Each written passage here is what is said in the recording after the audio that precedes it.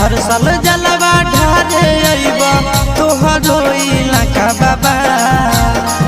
गोरखी से भिराई दह टाका बाबा तोरा चिलम चढ़ाई द पाका बाबा